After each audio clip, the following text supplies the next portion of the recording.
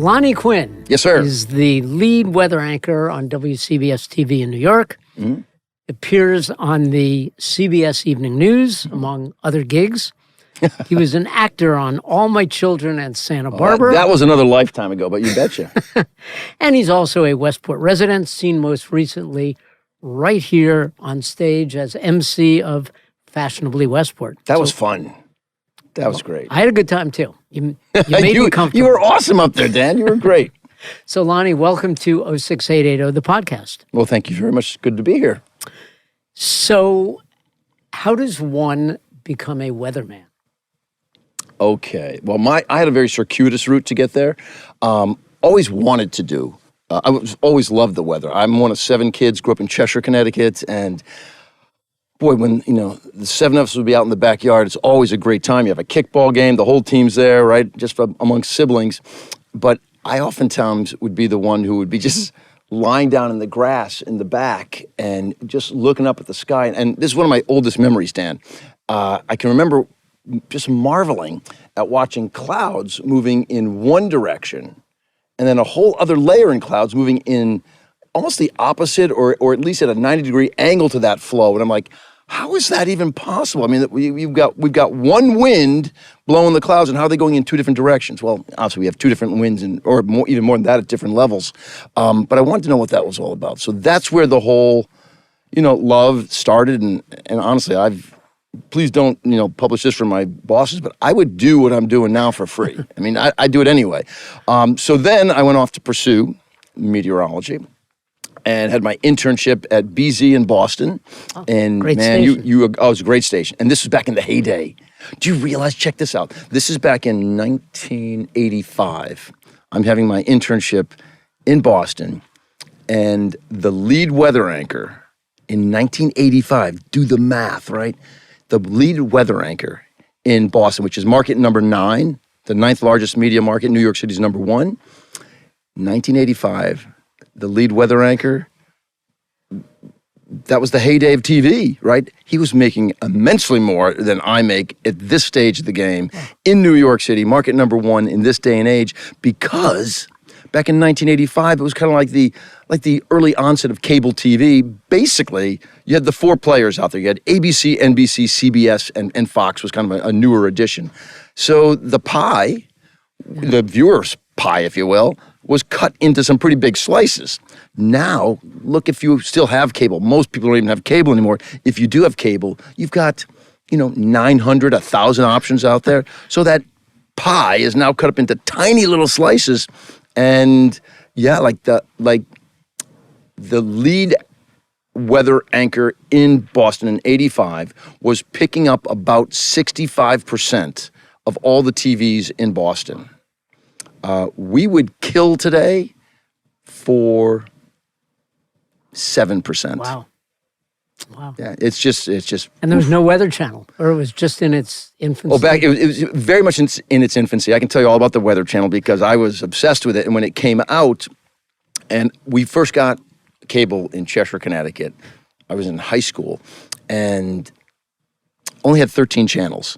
But the Weather Channel was just launched. Now, the Weather Channel back then, Dan, all that it was a radar loop of your area, right? You just watch, okay, is there rain? Maybe sometimes there's not rain. It's just a green screen, right? It would go from the radar loop of the local area to a radar loop of, like, the Northeast, and then it would go to a radar loop of the entire country, and then you would hear Jim Cantori's voice come on, and he would do, I think it was every 10 minutes, he would do like he'd read a forecast. It was recorded earlier. And I've worked with Cantori a lot, so he told me about the heyday, or the onset of the Weather Channel, which is a pretty interesting story as well, maybe a story for another day. But I'm the guy who was watching that. Okay. Who was watching that? Nobody's watching that. I'm watching it. And you also were the only person who knew the difference between cumulus and stratus.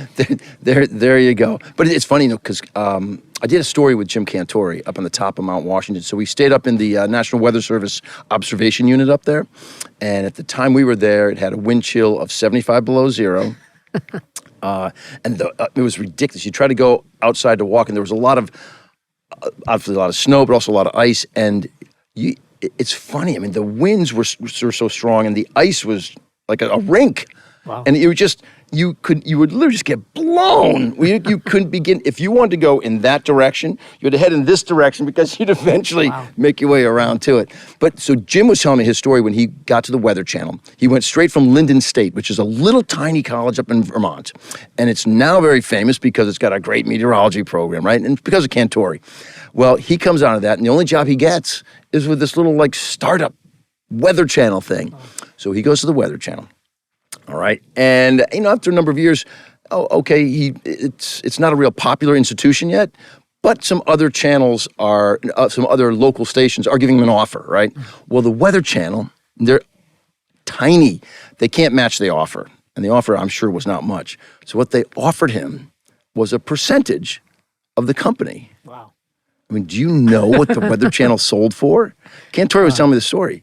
So Jim owned, and he owned a sizable chunk of the Weather Channel, and it was purchased for what, 2-point-some-odd billion by Byron Allen. Wow. Timing is everything. So is it different being a TV weatherman than being a weatherman? Let's think what I would tell you about that. I started out, my first job in meteorology was, I was a briefer for pilots at the Santa Monica Municipal Airport. And I guess it's definitely different. First of all, when I'm working on TV, everything's timed, right? If you do a half-hour newscast, that's 23 minutes of content, 7 minutes of commercials. So, I've got 2.5 minutes, maybe 3 minutes on a busy weather day. So you got to be concise. You got to get your message across in hopefully some sort of an engaging way that draws viewers in, and it's not just a snooze fest, because I know that's what a lot of people say about the weather. I find it to be fascinating. I hope other people can pick up on my energy. So that's one thing that's different. The other thing is when I was, when I was briefing pilots, because they file a flight plan, and I either check it off, say no problems, or I say, okay, look, watch your levels as you're going over. I was working out west, so as you're going over the Sierra, watch that. So when I was doing that job, it was all about the upper levels. So I focused on that, like the AVN, which was the aviation.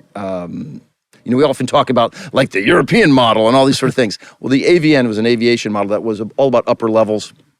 It has now sort of transitioned, but I would work a lot with that. That was my go-to model. Now it's all about mostly surface-based stuff because it's where we live. So you were a weatherman in Miami.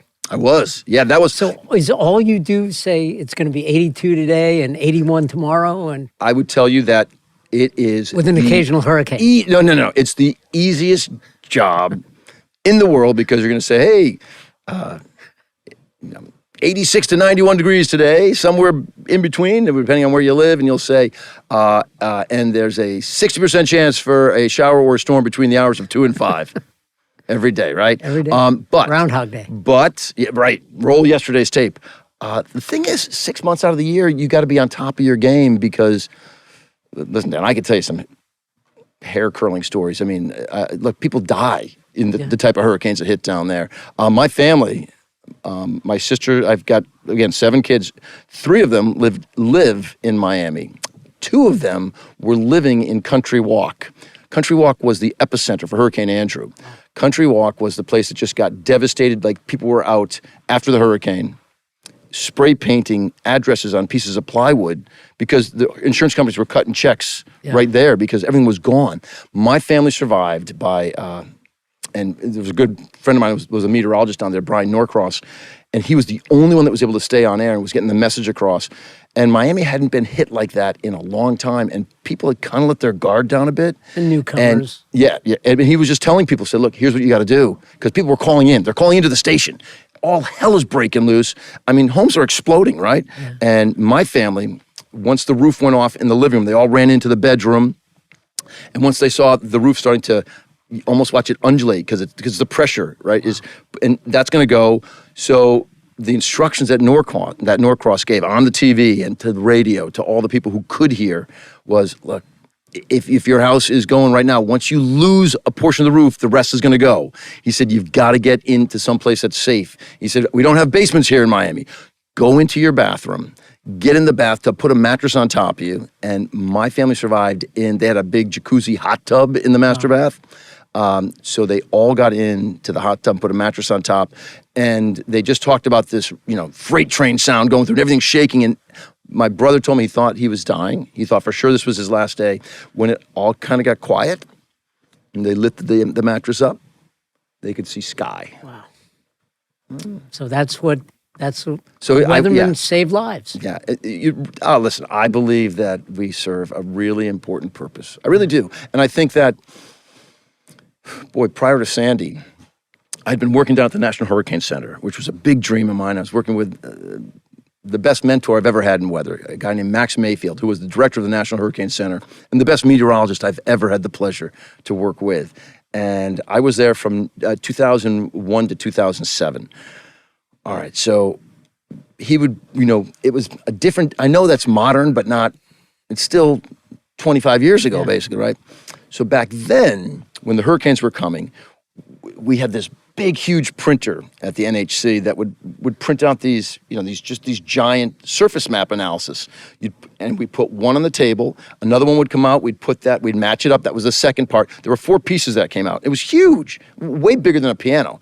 And it was in the middle of this huge table that they had, like in the conference room, and we would all gather around it, and we would look at it, and he would ask questions. What do you think about this surface low here? How is this going to affect? What about this high pressure? And we'd talk about, hey, it's kind of like figuring out where the pinball is going to go. Yeah. After you start the pinball game, the ball is it going to go this way? Will the bumper click it this way? And so you're doing all that, and I had a chance I spent a lot of time with Max, and I asked him one time. I said, "What's your biggest fear in terms of, hurricanes?" He goes, "My biggest fear is for people, Lonnie." And he said, "I've got 3 areas that I'm really concerned about.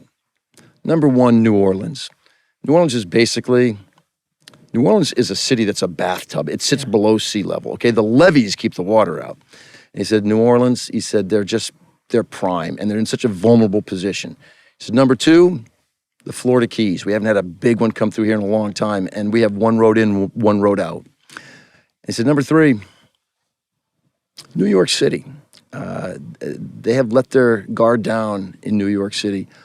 Gosh, Dan, who would have ever imagined that I would leave Miami? And I was in Miami during 2005, which was then the biggest hurricane season on record. Just one hurricane after the other, all of them making landfall, right? I would leave Miami, I would come to New York, and I would cover the biggest storm of my life here. And everything Max said was true. The only one that hasn't materialized yet is a giant one for the Florida Keys, but we know what Katrina did to New Orleans, right? Yeah. And then, Sandy was just something that was. I remember going on air. Yeah, what's your biggest memory of Sandy? All right. My biggest memory is getting chewed out by my general manager. And at the time, getting a phone call from the president of the network, a guy named Les Moonves, sure, whom I worked closely with, but he was.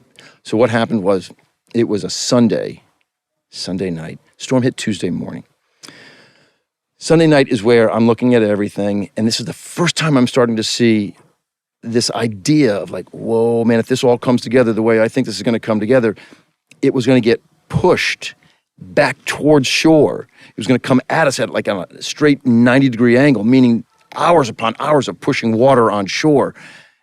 If that holds true, there's no way we can handle that. New York City and the tri-state, all right, we're what's called the New York Bight. Okay, imagine this is Long Island, right? This is New Jersey.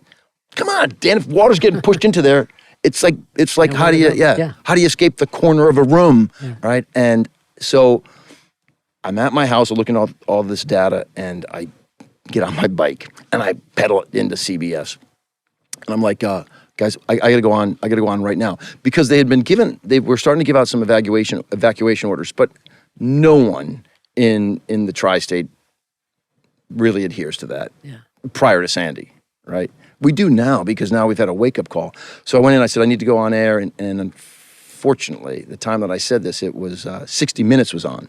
60 Minutes is the holy grail of CBS. Sure. You do not mess with it, and you certainly don't break into programming. And but you would never break into commercials, because commercials is what's paying you to keep the programs on the air.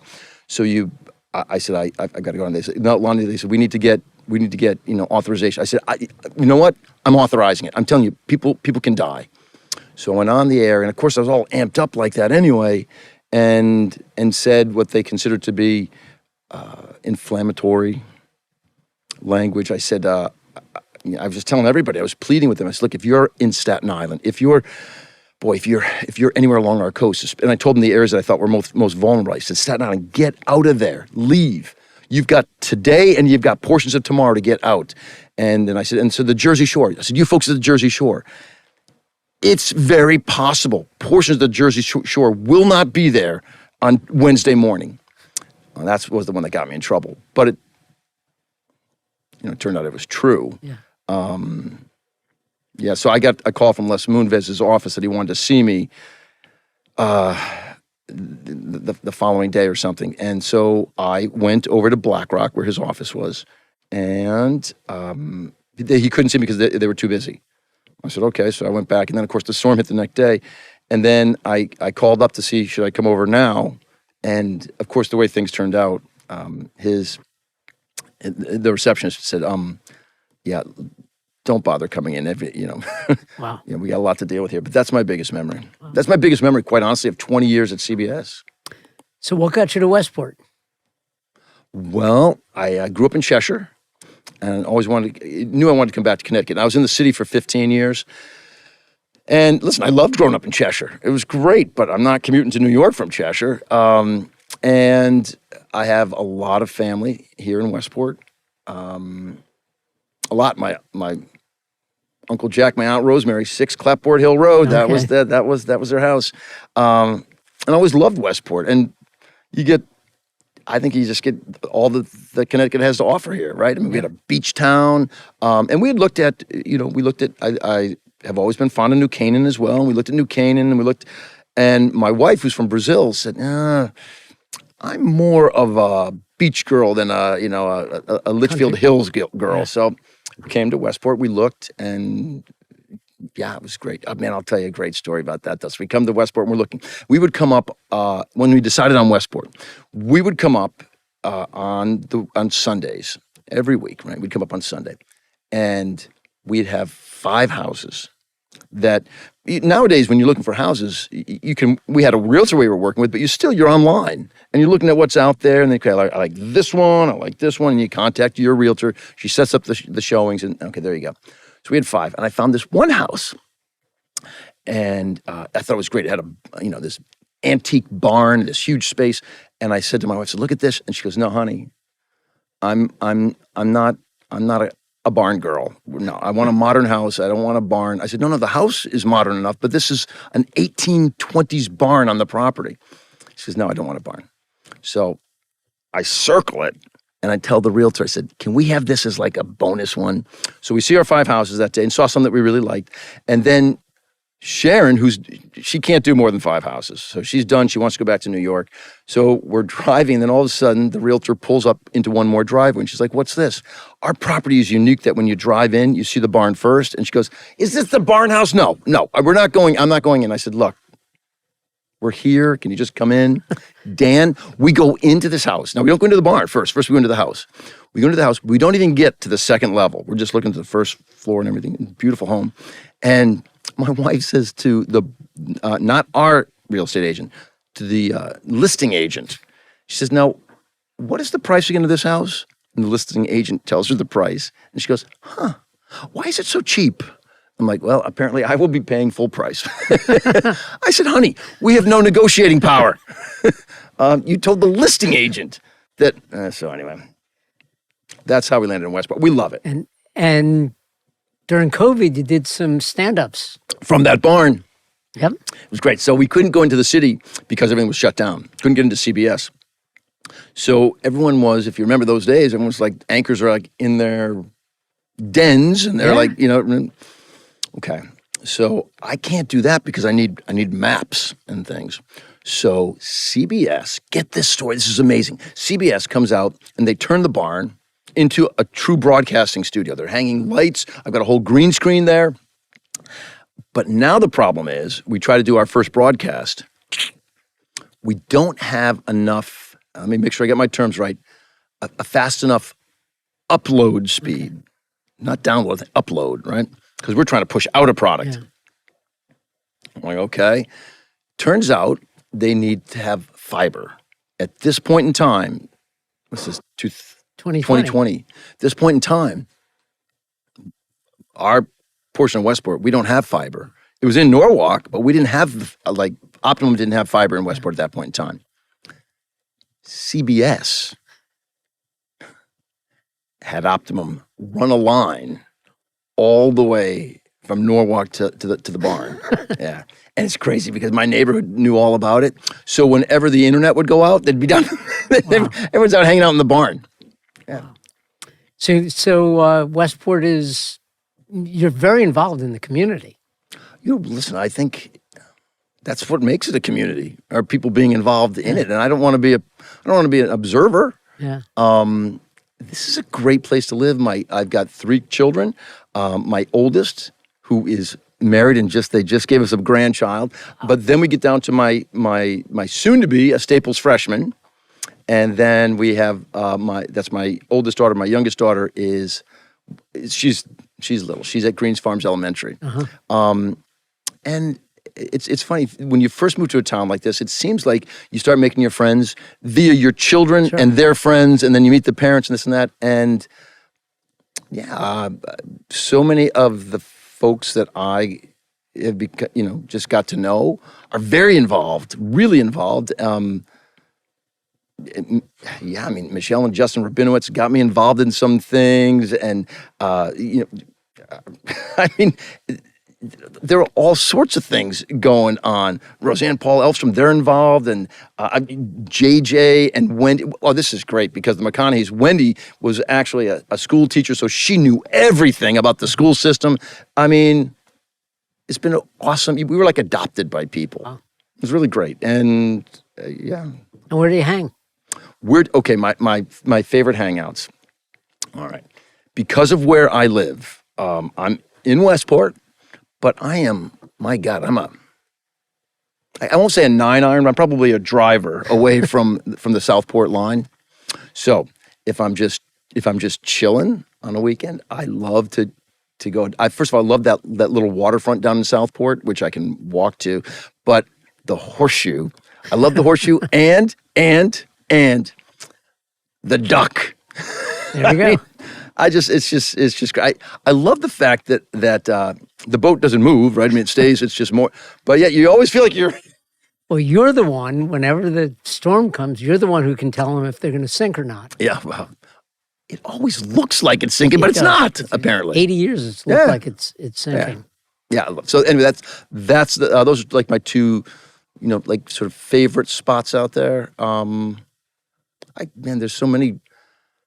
What else would I really highlight here? Oh, we're at the dog park all the time. And listen, you want to have 2 young girls and not spend the majority of your life at Campo Beach? You tell me how you do it. Sure. Or driving them. Oh man! Wait, you mean my job is weatherman and chauffeur? So this is great. I'm learning so much, and we only have a few minutes. But is there a typical day for you? Yeah. Yep. Typical day. I'm going to leave at 1:30. Because remember, I'm not working. I don't work the morning shows or the after. I work, the 5, 6, the 11. So I leave here at 1:30 in the afternoon. Which, look, it's no great shakes, and I do drive in. Mm-hmm. But it's not rush hour. Yeah. Typically, 1:30, I can get in an hour and 10 minutes. Okay. Typically. You go to Midtown. Lawn mowing days on the Merritt. All right, that 110 is a lot of times 120, 125, 130. The longest ride I've ever had into work, 2 hours and 30 minutes. I've had maybe 2 of those.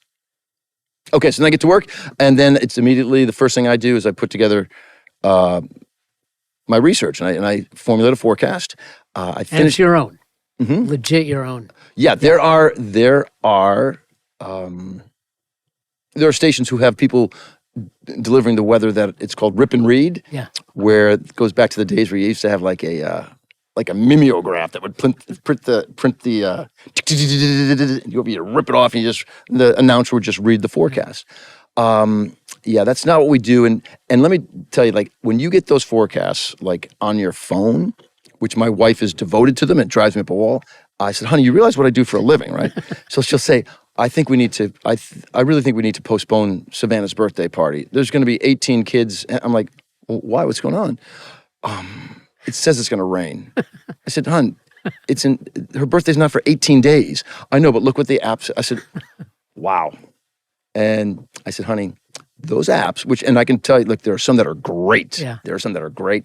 But like when you get a forecast on your phone, most of those are coming from facilities like AccuWeather and just different providers that are located in one central hub, and then they're formulating forecasts for everybody. So they're not local people who are here who sort of know the territory.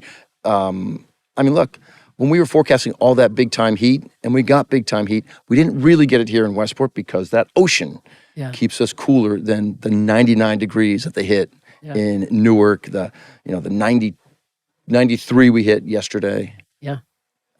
So we get a little insulated. It's great when you live by the water. That's why coastal towns demand a higher price, right? Because it's a higher quality of life in terms of the weather you deal with. The ocean in the winter will moderate the temps. It's not as cold because the water, stays warmer than the land. However, the land heats up fast in the summertime. The water kind of retains the coolness, if you will.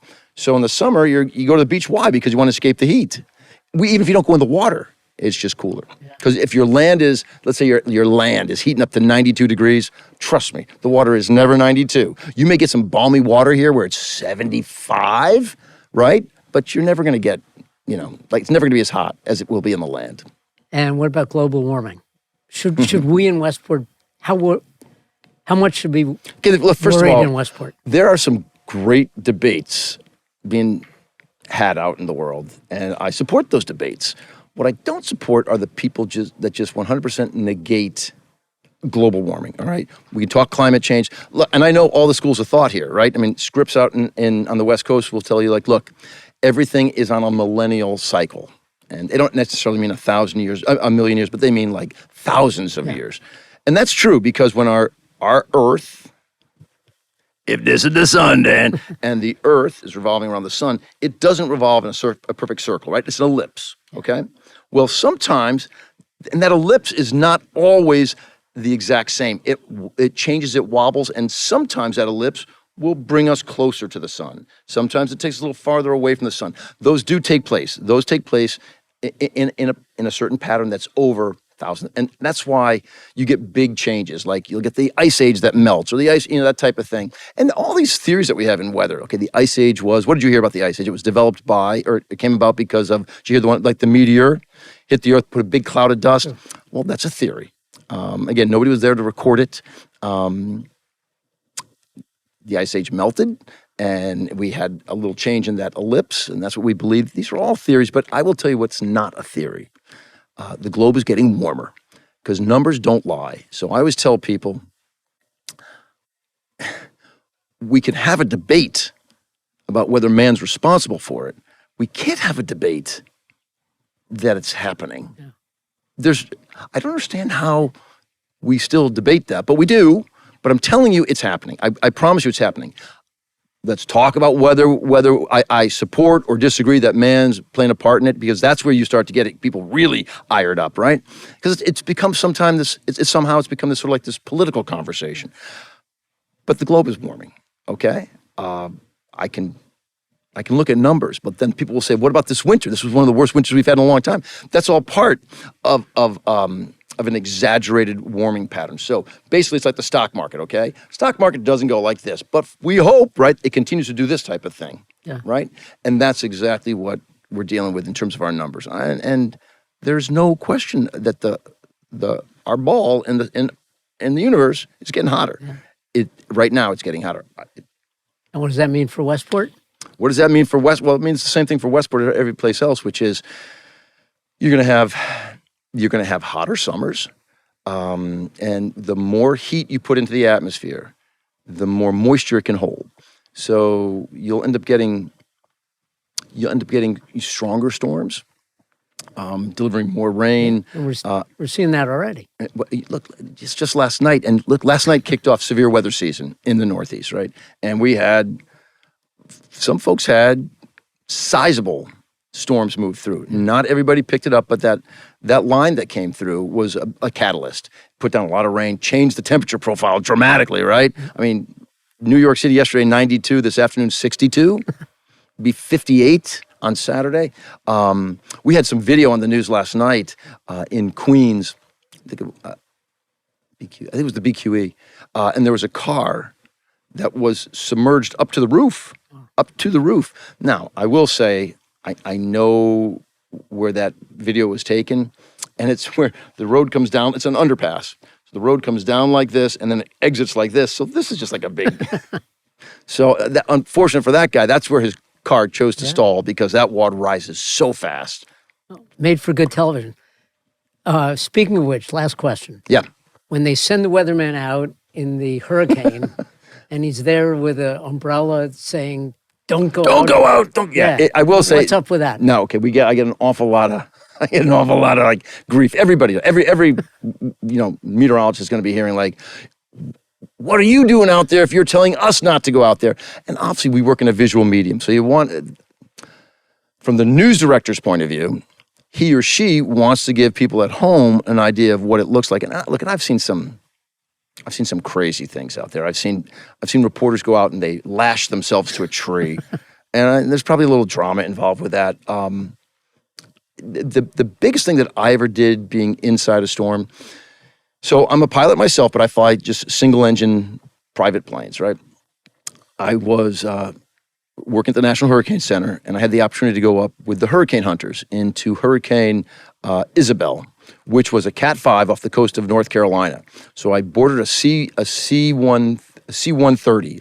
That's the type of plane, which was a plane built in 1963, I believe. It was built for hard jungle landings, basically in Vietnam. So it's really a sturdy plane.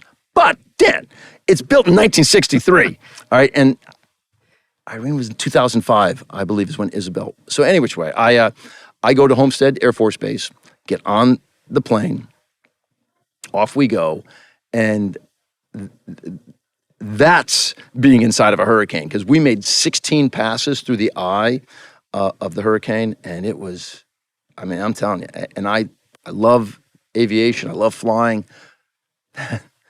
That was almost one and done for me, man, because first of all, you got a super volatile storm, right? I mean, huge, it's enormous, right? A lot of updrafts, a lot of downdrafts, and it's violent. So you hit those downdrafts, you're dropping, like, and I don't know the altitude that we're losing, but let's just say it's like 400 feet. You're dropping, and even though it's air at the bottom and air at the top, when you drop and you hit the bottom of that air pocket, it's like hitting concrete. And, we only had one window on the plane. It's a little porthole on the door. Everything else it's all computers. And there's no seats. There's no seats.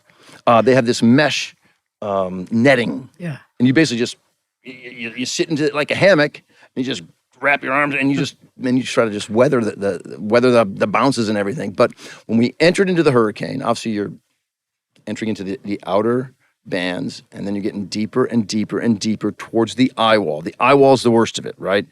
And when you're in that eye wall, I mean, it's like nothing I've ever been in my life. It's, it's scary as hell. And all the while, I've got to be recording data. That's why we're there. I got to be dropping. I got to release these drops-ons, and so I'm like crawling on the floor to this little tiny hole in the plane, a little tube that comes up, and you drop this device down that falls through the hurricane and reports back data, comes back to us, and that's how we've formulated our forecasts and things like that. But putting the meteorologists out into the storm to tell people not to go into the storm, we always want to be able to see it. So we got to have a camera there, whether you have a stationary camera, whatever you're going to do. It's just more visual with a person being able to show you what it looks like. It's one thing to see the branches on a tree swaying. Maybe even you watch that branch crack and falls off, right? Maybe you see a tree go over. But it's another thing to see a person out there trying to stand up or trying to walk. Hopefully that gets the message across. Look, at the end of the day, my job, the biggest responsibility I have is to keep people safe. Yeah. And that's pretty much, and listen, and I I love what I do. I love it, and I love this life that we've built here in Westport. And I can't believe I'm on. I can't believe I'm on 06880. I've known about this from the time you moved to this town. Literally, the realtor was telling us about it. I'm like, oh, and everybody's like, well, I got to meet this guy Dan Woog, and then I find out it's Woog. There you go, Dan. W-O-O-G. And this is Woog. it's Dutch. What can I say? It's not a good Irish name, but like Lonnie Quinn. Listen to you. Lonnie, thank you for being on 06880, the podcast with Dan Woog. Whoa, it was so great. And I'll tell you, it was so fun working with you at the fashion show. I mean, that was a blast, man. It was a good time. And it's funny because that was the first time that you and I really had a chance to meet and to talk. I'm like, oh my God. Great time. That's the guy. Here we go. Lonnie, thank you for being on. Thank you for all you do. Thanks for keeping us safe. And next time you tether yourself to a tree, we'll be watching. There you have it. And we go out for drinks now? There you go. We'll go to the Duck. Danny, it's a pleasure, brother. Thank you. You bet.